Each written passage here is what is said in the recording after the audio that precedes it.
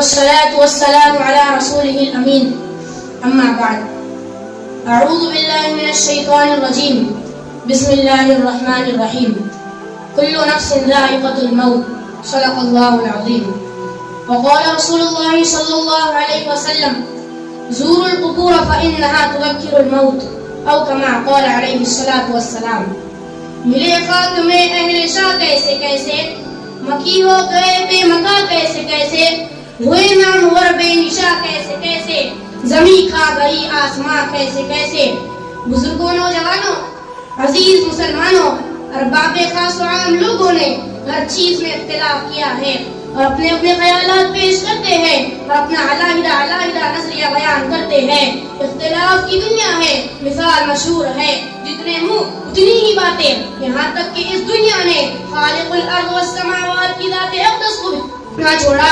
کسی نے 2 خدا تسلیم کیے، کسی نے 3 اور خیر و شر کے لوگوں نے 320 خدا تسلیم کیے اور ہندو مذہب کے لوگوں نے تو حد ہی کر دی اور کہہ دیا کہ 33 کروڑ خدا ہیں، یعنی جتنے کنکر اتنے شنکر. میرے بھائیوں، دنیا میں کسی بھی مذہب کسی بھی فرقے سے تعلق رکھنے والا، مسلمان ہو، کافر ہو، امیر ہو، غریب ہو، عرب ہو، عجم ہو، مرد ہو، عورت ہو، عالم ہو یا جاہل ہو، سب کا اس بات پر اتفاق ہے کہ موت آئے گی.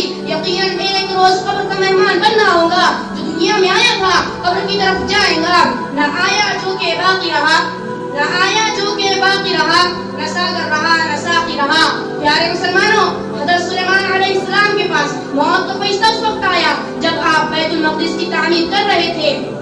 فرشتے نے اللہ کا پیغام سنایا. حضرت سلیمان علیہ السلام کو بڑی فکر ہوئی کہ رب العالمین کا پیغام آ گیا اور بیت المقدس کی تعمیر ابھی باقی ہے. وہ بادشاہ جو ہوا پر حکومت کرتا تھا، وہ بادشاہ جو پرندوں کو اپنے تابع کیے ہوئے تھا، وہ بادشاہ جو جنات پر اپنا حکم چلاتا تھا، وہ بادشاہ جو ساری دنیا پر بادشاہت کرتا تھا، آج وہ اس زندگی کی مہلت مانگ رہا ہے. اللہ نے فرمایا، اے سلیمان، بیت المقدس کا کیوں بہانہ بناتے ہو؟ تعمیر مکمل کرانا یہ کام تمہارا ہے. چنانچہ فوراً آپ طلوع درج کر لی گئی. قرآن کہتا ہے اذا جاء اجلهم فلا يستأخرون ساعة ولا يستقدمون. جب تمہارا وقت متعین آ جائے گا تو پھر ایک لمحے کی بھی مہلت نہیں دی جا سکتی. دوسری جگہ ارشاد فرمایا اینما تکونوا یدرککم الموت ولو کنتم فی بروج مشیدہ. جہاں کہیں بھی تم ہوں گے موت تم کو آ پکڑے گی، اگرچہ تم مضبوط قلعوں میں بند ہو جاؤ. کسی کو موت کا علم نہیں کب کہاں اور کیسے آئے گی.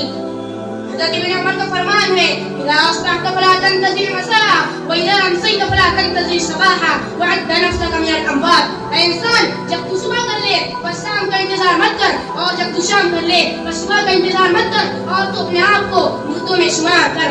اے دنیا کے انسانوں، یہ موت ہے جو ایک اٹل حقیقت ہے. اس نے کتنی اٹھی ہستیوں کو زیر خوف کر دیا. موت نے کسی کو نہیں چھوڑا، سب کو اپنے لپیٹ میں لے رکھا ہے. موت کو اگر حکومت کے ذریعے ٹالا جاتا تو فرعون کو کبھی موت نہ آتی. موت کو اگر وزارت کے ذریعے ٹالا جاتا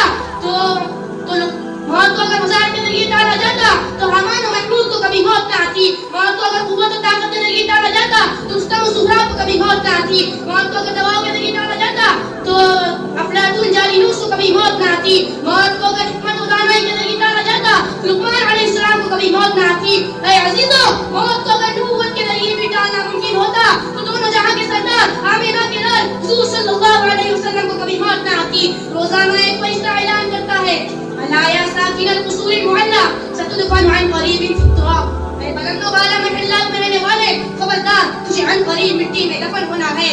عزیزو، آج ہمیں کیا معلوم کہ وہ کپڑا جو ہمارا کفن بننے والا ہے وہ دکان پر فروخت ہونے کے واسطے آ چکا ہے. ہم موت کو بھولے ہوئے ہیں لیکن موت ہم کو نہیں بھولتی. وما تدری نفس بأي أرض تموت. کسی کو معلوم نہیں کہ کس زمین میں مرے گا.